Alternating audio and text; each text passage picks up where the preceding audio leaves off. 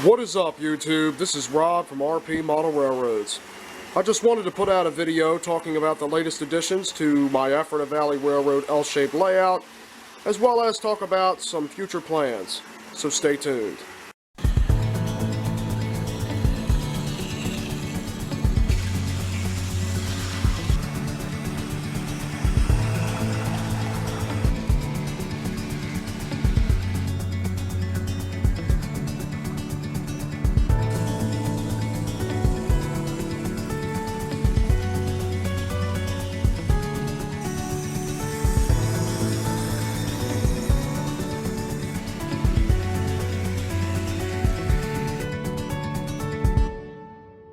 Probably the biggest update made to the layout so far has been changing the track on the 4x4 extension.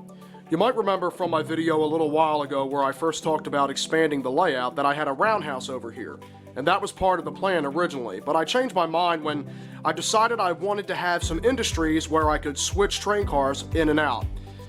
Therefore, this 4x4 layout extension, or the L part of the layout, will be an industrial complex / an expansion to the town of Ephrata. It might even be another small town of its own. I haven't exactly set that in stone yet.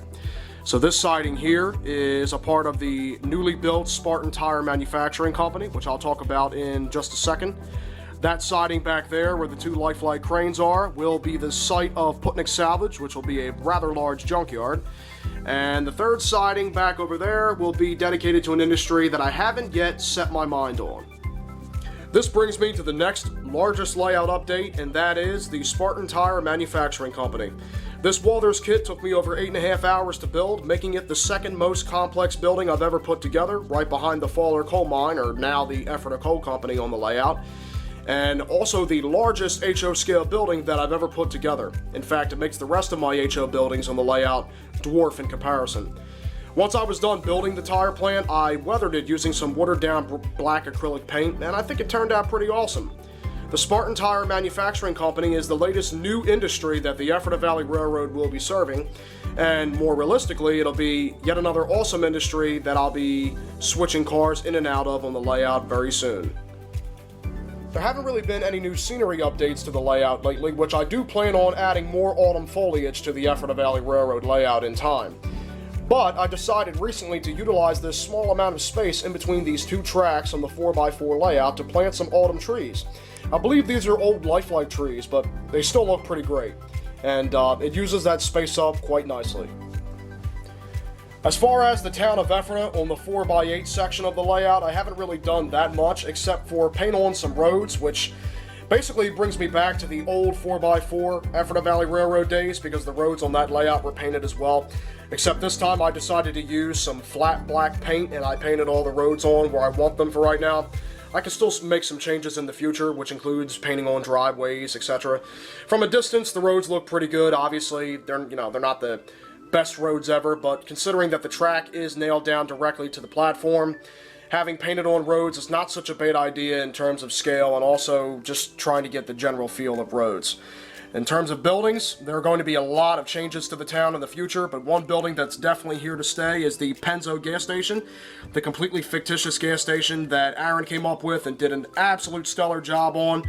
So this is going to be the permanent spot for the gas station, and the only thing that I've done is actually paint the ground in this area to look like blacktop, so that the Penzo gas station has a nice home. I'll be adding vehicles and stuff in the future, probably some bushes, maybe even a tree to this little mini scene in the town. So there's a lot more to come in terms of the town of Ephrata.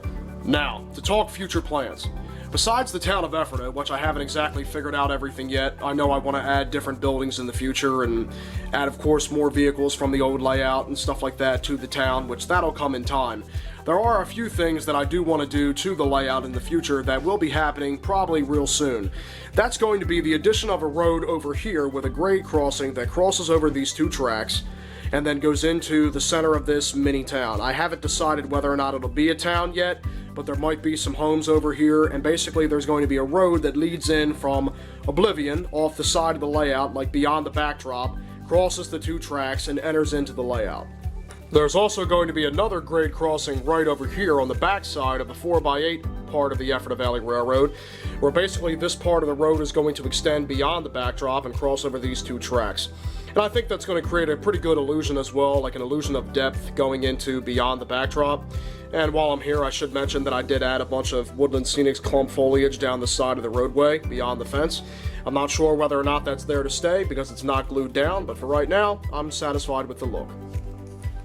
Here's another angle of the 4x4 layout extension, and you might notice that small brick building down there. That's actually a water company, or the Ephrata Waterworks as it's currently known.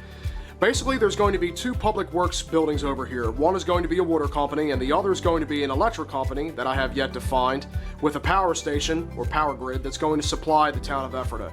And I think that's going to be a pretty unique concept, especially since I plan on having a road that crosses through those two tracks and into this section of the layout, which might be like a separate town, or might just be part of the town of Ephrata, but connected by rail. I haven't exactly figured out the whole legend behind the layout yet, but I will eventually. And here's another angle of what the Putnick Salvage Junkyard will be in the future. And then, like I said, I have another siding up there that will be occupied by some industry that I haven't yet decided on. So yeah, there's going to be a lot of industry happening on this section of the layout. I've got a lot of really awesome ideas to accomplish on the Ephrata Valley Railroad in the future. Obviously, the layout will forever be a project. But one major thing that I would like to do is create a tunnel. And that tunnel would be right back there, covering over these two tracks, and it would also serve the purpose of sort of hiding the difference in height of the layouts, just because of the floor and the way the layouts were built. They don't exactly line up. So if a tunnel was there, it would kind of take away from that separation of the two layouts, the 4x4 from the 4x8, and it would also sort of hide the crack in the backdrop back there where the two different sections of Lawan are. So that is an idea that I have for right now, but it would obviously be a completely custom tunnel that I'd have to build, which I'm not sure if I'm up to that just yet, but I would like to accept the challenge. So anyway, that's an idea, as well as all the other ideas I've talked about in this video for the Ephrata Valley Railroad in the future. Well, I certainly hope you enjoyed this update video of me talking about the latest additions to the Ephrata Valley Railroad layout, as well as some of my future plans. Thank you all for watching.